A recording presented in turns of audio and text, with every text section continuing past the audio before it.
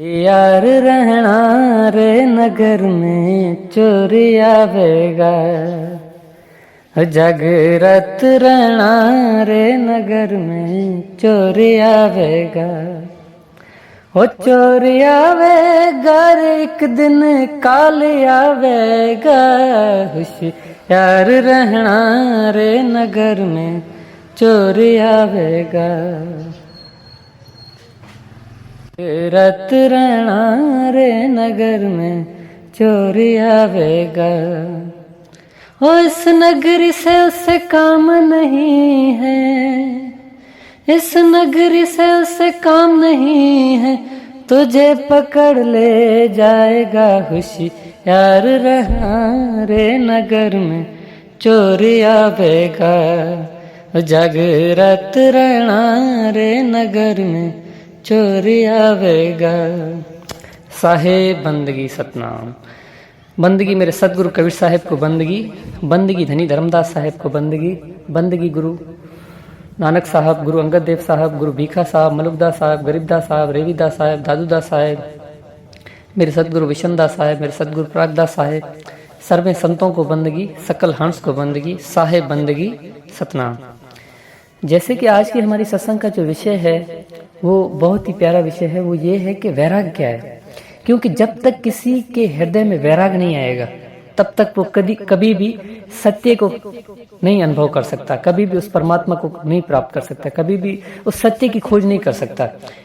और जो हमारा जो कल का जो विषय था, जो हमने सत्संग की थी सूफी मंसूर पे, उनकी जो वार्ता थी मैंने थोड़ी कम कर दी थी। उसकी जो रीज़न था वो ये था कि मैंने देखा कि सत्संग जो है 13 मिनट से ज़्यादा हो रही थी, तो आजकल लोगों के पास इतना टाइम नहीं होता, तो उस सत्संग को कम करने की वजह से मैंने बात को कम कर दी और बात पूरी नहीं की।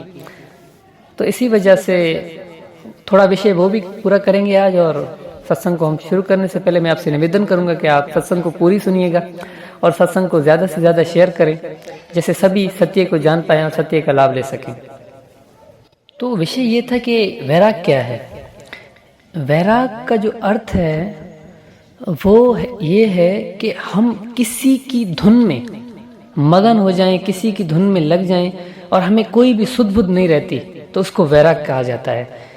कहते हैं ना वैरागी संत है। वैरागी संत का अर्थ ये होता है कि जो संत उस परमात्मा की खोज में लगन में लग गया है और उसे दुनिया की कोई सुध बुध नहीं रहती, उसे किसी भी चीज़ का ख्याल नहीं रहता, जिसको हम मलंग कहते हैं, यानी जो अपने ही धुन में जो मस्त रहता है, अपनी ही धुन में जो मस्त रहता है, जिसे किसी भी चीज़ की कोई परवाह नहीं रहती, बस जिस चीज़ से उसकी लगन लग गई है, ठीक है, उसी में उसी की खोज की प्राप्ति के लिए वो लग गया। उसे किसी की कोई ज़रूरत नहीं, किसी की कोई परवाह नहीं कि क्या हो रहा है क्या नहीं हो रहा है, जो अपनी ही धुन में मस्त है, मगन है, उसी को ही हम वैरागी कहते हैं। तो अभी देखें कि इस दुनिया में हर किसी का अपना अपना वैराग होता है। किसी को संसार में साइंटिस्ट बनना होता है तो वो साइंटिस्ट का वैराग है, वो उसकी खोज यही है कि मुझे किस चीज़ पर रिसर्च करनी है। कोई क्रिएटर होता है, कोई एक अच्छा टीचर बनना चाहता है, वो अपनी स्ट्रगल में लगा रहता है। जिस चीज़ की हमें स्ट्रगल है, जिस चीज़ को हम प्राप्त करना चाहते हैं, जो हमारा लक्ष्य है, वो ही वैराग है। तो देखें, ये तो हो गया संसारी वैराग। लेकिन सत्य का वैराग ये है कि जब आप परमात्मा की, उस सच्चे सदगुरु की खोज करें, उसकी लगन में लग जाएं, जिसके लिए साहब ने कहा कि साहब कहते हैं कि लगन लगे बिना काज ना सरहु, जी प्रलय हो जाए। गुरु से लगन कठिन है भाई। तो गुरु से लगन जो है ना वो कठिन है, और जब जिसकी लगन लगती है उसी को वैरागी कहते हैं। यानी जिसे कोई सुध बुध नहीं रहती, जो पाप पुण्य किसी भी भेदभाव में नहीं रहता, जिसे किसी भी चीज़ की कोई भी परवाह नहीं होती, उसी को ही हम वैरागी कहते हैं। तो इसी विषय पे देखिए, मैंने ये मैं क्यों बोल रहा हूँ कि उसे किसी चीज़ की परवाह नहीं होती। मैंने सुना है कि महात्मा गौतम बुद्ध जी को एक समय, महात्मा गौतम बुद्ध जी एक गाँव में जाते थे, तो उस गाँव में एक मनुष्य था, वो महात्मा गौतम बुद्ध जी से बहुत नफरत करते थे। वो बोलते थे कि ये लोगों को बेवकूफ़ बनाता है, बोलता है कि ध्यान से ही सब कुछ प्राप्त कर सकते हैं, ये वो जो कुछ वो ज्ञान देते थे उसको गुरु अपने महात्मा गौतम बुद्ध जी को मूर्ख समझते थे। तो महात्मा गौतम बुद्ध जी को कोई फर्क नहीं पड़ता था। तो उस मनुष्य को बहुत गुस्सा आता था। तो एक दिन क्या हुआ कि उसने महात्मा गौतम बुद्ध जी के ऊपर थूक मारा, यानी थूक दिया मुंह पे। तो महात्मा गौतम बुद्ध जी को कोई फर्क नहीं पड़ा और उन्होंने वो अपने एक वस्त्र पड़ा था उस वस्त्र से साफ कर लिया और आगे बढ़ने लगे। तो जब जैसे महात्मा गौतम बुद्ध जी अपनी कुटिया में गए, वहाँ पे बैठे, तो वहाँ पे वो आया और बोलने लगा कि आपको मुझ पर गुस्सा क्यों नहीं आया, आपने क्यों नहीं गुस्सा किया।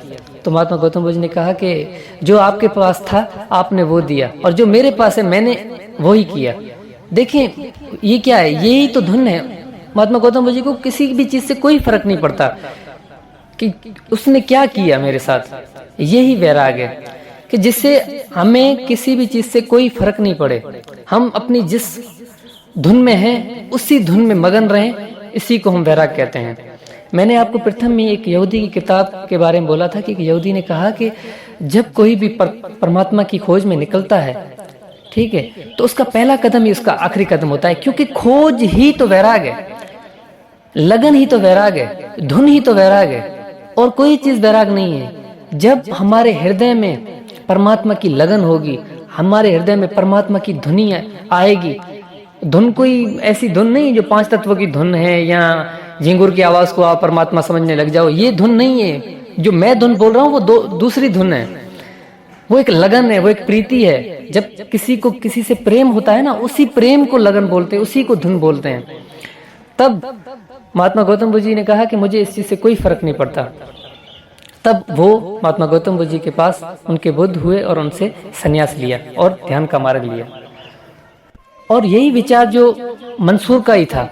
मंसूर को जब सूली पे लटकाया गया या मंसूर को जब उनको तकलीफें दी गई, मैंने सुना है कि जब मंसूर का गला काटा जा रहा था तो मंसूर खुद हंस रहा था और कह रहा था, लोग कह रहे थे कि हम तो हंस रहे हैं कि आपका गला कट रहा है, आप क्योंकि आप शैतान हो, आप परमात्मा को नहीं मानते और अपने आप को ही परमात्मा बोल रहे हो। क्योंकि मंसूर ने जिस वस्तु को प्राप्त किया था वो वस्तु ही बोल रही थी। तो मंसूर कहने लगा कि मैं खुद देख रहा हूं कि मैं नहीं कट रहा हूं, ये मेरा शरीर कट रहा है। यही तो गुरुओं ने बोला है, गुरुओं ने भी यही, गुरुओं के साथ भी यही हुआ था। हमारे जो गुरु हैं, गुरु अंगद देव साहब जो हमारे गुरु हैं 10 पातशाही में, जो जितने भी गुरु होते हैं उनके साथ भी यही हुआ था। तो उन्होंने भी यही कहा था कि हमारी जो सुरत है, जो हमारी धुन है, वो परमात्मा से लगी हुई है। हमें आप कुछ भी कर लो, हमारे शरीर के एक एक टुकड़ा को अलग अलग कर दो, हमें कोई फर्क नहीं पड़ता इस चीज से। तो यही जो है ना वैराग है। जब किसी को किसी से प्रेम होता है, जब किसी को किसी की लगन होती है, जिससे किसी भी चीज की कोई परवाह नहीं होती है, उसी को ही वैरागी बोलते हैं, उसी को ही परम संत बोलते हैं। तो मंसूर को बहुत अजियतें दी गई, बहुत तकलीफें दी गई, लेकिन मंसूर को कोई भी फर्क नहीं पड़ रहा था, क्योंकि मंसूर खुद बोल रहे थे कि मैं खुद इस सब चीजों को देख रहा हूं और जो देखने वाला है उससे किस चीज से कोई फर्क नहीं पड़ता, क्योंकि ये मेरा शरीर है और मैं शरीर नहीं हूं, मैं तो आत्मिक तत्व हूं। ये मंसूर इस भेद को समझ चुके थे, इस ज्ञान को समझ चुके थे। तो साहब ने हमें यही कहा है कि आपको सिर्फ और सिर्फ ये समझना है कि आप हो क्या, और जब तक आप ये नहीं समझते तब तक आपके हृदय में वैराग नहीं आ सकता। वैराग का अर्थ यही है कि ऐसा गुरु करें जो आपको सत्य का ज्ञान दे, जो आपको बताए कि सत्य है क्या।